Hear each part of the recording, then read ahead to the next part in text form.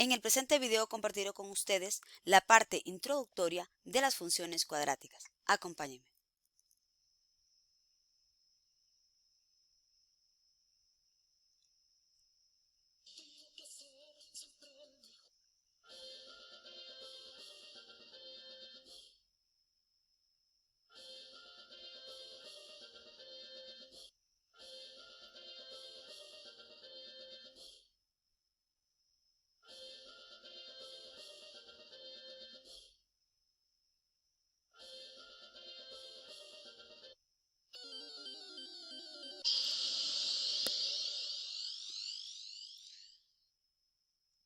Muy bien, daremos inicio con este tema primero con una aplicación.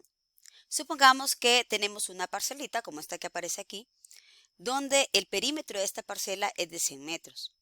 Si llamamos al largo de esta parcela, le llamamos X, como aparece aquí en la figura de abajo, y tenemos como ancho Z, ¿verdad?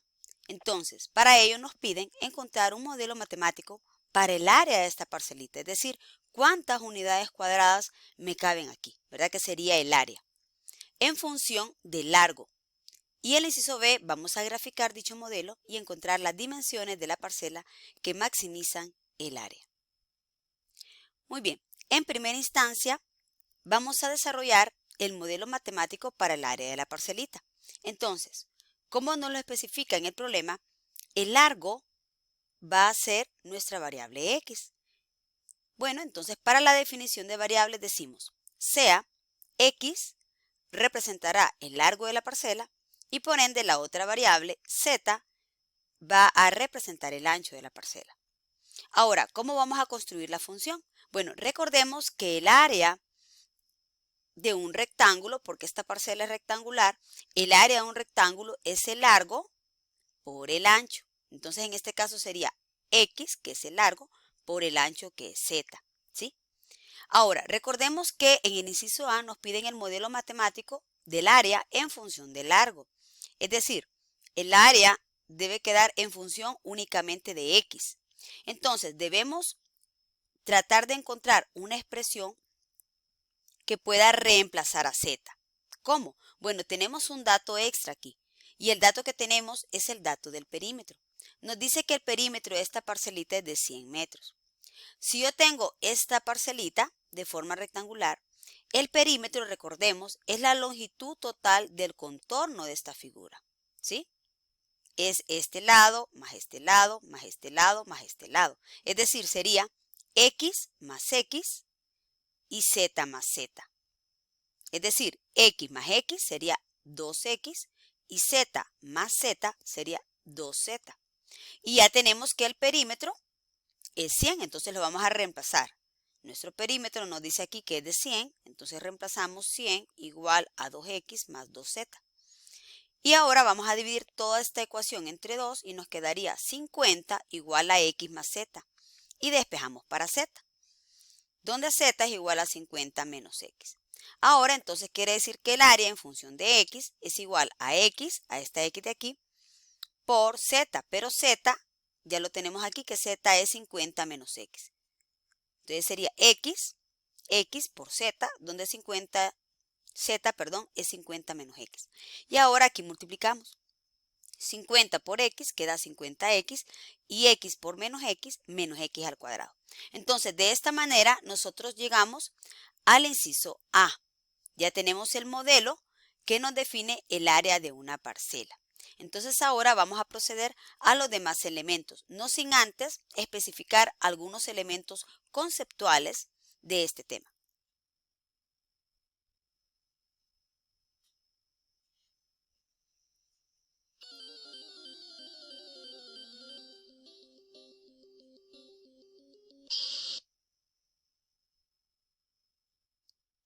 Muy bien, vamos a iniciar con el primer elemento para una función cuadrática. Recordemos que ahora vamos al inciso B, ¿verdad? Donde vamos a graficar esta función que nos modela el área. Entonces, para ello vamos a definir primero qué es la concavidad.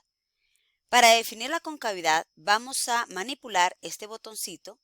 Este botoncito me regula el valor de A, donde A es este coeficiente que acompaña a la variable al cuadrado.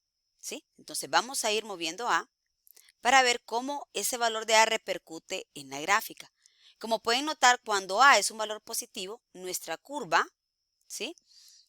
Es una curva que abre hacia arriba, ¿verdad? Cuando A es positivo. Pero cuando A es negativo, como pueden notar acá, A en este caso es menos 0.2, ya la curva abre hacia abajo, ¿verdad? Y si A es 0, lógicamente, si ese término es 0, nos queda una función lineal. Entonces, por eso tiene esta forma la gráfica. Entonces, este elemento es súper fundamental, ¿verdad? Cuando nosotros trabajamos con las funciones cuadráticas, ¿verdad? Lo que hablamos.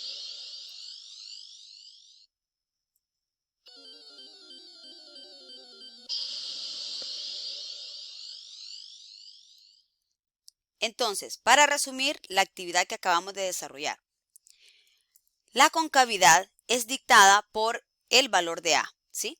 Cuando A, como notamos ahí en el manipulativo, cuando A es positivo, la curva abre hacia arriba. Cuando A es negativo, la curva abre hacia abajo, ¿sí? Entonces, vamos a seguir con otros elementos. Ya hablamos un poquito de la concavidad, es decir, hacia dónde abre la curva. Ahora, cuando nosotros graficamos la función cuadrática, no debemos soslayar algunos puntos importantes.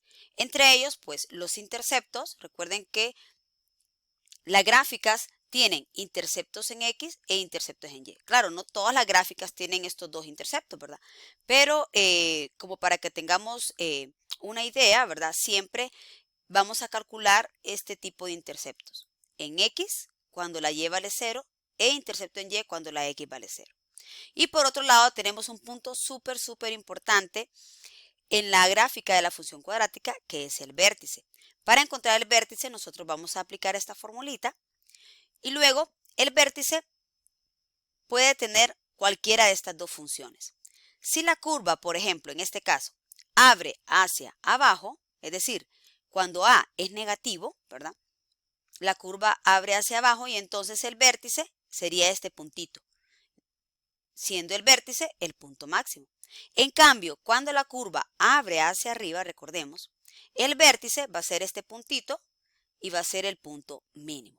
Entonces el vértice, la función del vértice, está supeditada a la concavidad de nuestra gráfica. Muy bien, vamos a hablar un poco de otro elemento que requerimos cuando analizamos una función cuadrática y es el eje de simetría. ¿Qué es el eje de simetría? Es aquel eje que me divide, ¿verdad? En este caso, pues como pueden notar en estos dibujos, que me divide cada uno de estos dibujos, ¿verdad? En dos partes iguales. Por ejemplo, para este cuadrado, mi eje de simetría, pues es este vertical, o puede ser este de aquí, o puede ser este de aquí. Lo importante es que del eje de simetría, por ejemplo, de este vertical, lo que está en este lado es igual a lo que está en este lado, ¿sí? Como que me divide la figura en dos partes iguales, para que ustedes me entiendan, ¿sí? Luego lo mismo aquí con esta X, ¿verdad? Nuestro eje de simetría es vertical, ¿verdad? Porque lo que está en este lado es igual a lo que está en este lado, ¿sí? Entonces, esa es precisamente la función del eje de simetría, partirme esta imagen en dos partes iguales. Ahora, cuando hablamos específicamente pues, de una función cuadrática, pues el eje de simetría se calcula a través de este patrón y ya lo voy a explicar. Para explicar el eje de simetría, supongamos que tenemos esta función cuadrática, esta es la gráfica de nuestra función, ¿sí?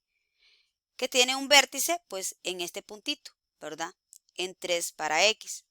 Entonces, para esta gráfica, ¿cuál sería nuestro eje de simetría? Como lo vimos aquí en estos ejemplos, el eje de simetría me divide el dibujo, y en este caso la curva, mi gráfica, en dos partes iguales. Entonces, por lógica, si yo tengo esta gráfica de función cuadrática, ¿por dónde pasaría el eje de simetría? Para que me divida esta curva en dos pedacitos iguales. Pues lógicamente ustedes me dirán que tendría que pasar por acá, ¿verdad? Tendría que pasar estrictamente por el vértice, ¿sí? Por este punto. estamos. El eje de simetría sería el eje asociado a esta recta. Ahora, ¿qué notamos en esta recta? Que para todos los puntitos que pertenecen a esta recta en color naranja, para todos los puntitos, ¿cuánto vale la coordenada en X de estos puntitos? La X vale 3, ¿verdad? ¿Sí? Entonces, como la X es constante para todos los puntitos de esta recta naranja, entonces decimos que esa recta se llama la recta X igual a 3. Donde, como ustedes pueden notar, 3, ¿qué viene siendo 3? 3 es la coordenada en X del vértice, ¿verdad? Porque si yo les digo, denme las coordenadas de este vértice, ¿cuáles son las coordenadas de este vértice? Son 3 para X y 0 para Y, ¿verdad? ¿Sí? Ahora podemos notar que 3 viene siendo, 3 es la coordenada en X del vértice, ¿sí? 3 es la coordenada en X del vértice. Por eso nosotros decimos que siempre el eje de simetría coincide con esta, ¿verdad? Coincide con esta ecuación de recta. X igual a la coordenada en X del vértice.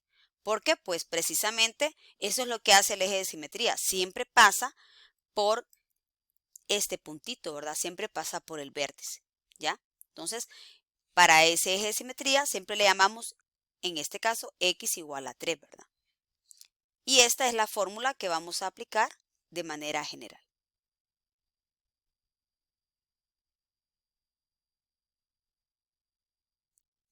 Muy bien. Vamos entonces a profundizar el penúltimo elemento, ¿verdad?, de análisis en una función cuadrática. Y es en lo que respecta a una función creciente o decreciente. Entonces, daremos inicio con una función, pues, decreciente, que es la que tenemos aquí abajito, ¿sí? Esta función decimos que es decreciente, ¿por qué? Bueno, en primera instancia vamos a definir siempre en la referencia. Para ver el crecimiento o decrecimiento, siempre lo vamos a ver en este sentido, ¿verdad? De menor a mayor, es decir, de izquierda a derecha. Entonces, esta función, esta que está acá, decimos que es una función decreciente, ¿por qué razón? Porque si vemos esta gráfica de izquierda a derecha, siguiendo esta flechita que yo hice acá, si nosotros nos ubicamos en este punto, ¿ya?, y queremos llegar a este punto de la gráfica, notamos que para movernos de aquí a acá vamos a bajar, ¿verdad? Es decir, la gráfica decrece, la gráfica baja. ¿Por qué baja? Porque en la medida en la cual X crece, ¿sí? Cuando yo me muevo de aquí a acá, la X va creciendo porque se va haciendo más positiva. Pero en cambio la Y va bajando, la Y se va haciendo cada vez menor, ¿sí? ¿Lo notan? Va hacia la parte negativa, ¿verdad? Va para abajo, ¿verdad?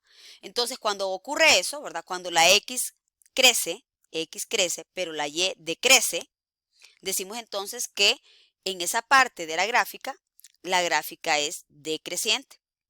Ahora, si nosotros analizamos lo que tenemos en la parte de arriba, ¿qué ocurre? Bueno, siempre con este mismo patrón, ¿verdad? De izquierda a derecha. ¿Qué pasa aquí? Si yo me ubico acá y quiero caminar a este punto, entonces yo tengo que subir, ¿cierto? De aquí a acá yo subo, ¿sí? Entonces, en este intervalo, claro, esos intervalos de crecimiento y decrecimiento, como pueden notar, este intervalo de A a B son valores en X, ¿sí? Muy importante eso. Identifiquemos que esos intervalos son valores en X, ¿ya? Entonces, notamos aquí que cuando X crece, miren, de aquí para acá la X crece y la Y también crece porque la Y se va haciendo cada vez más positiva. Entonces, los valores en Y van creciendo. Entonces, ¿cuándo ocurre esto? Cuando la X crece y la Y crece, decimos que la gráfica es creciente. Y ahora, para terminar este video, cuando hablamos de dominio, hablamos de valores en X. Y cuando hablamos de rango, hablamos de valores en Y. Bueno, muchísimas gracias por su atención.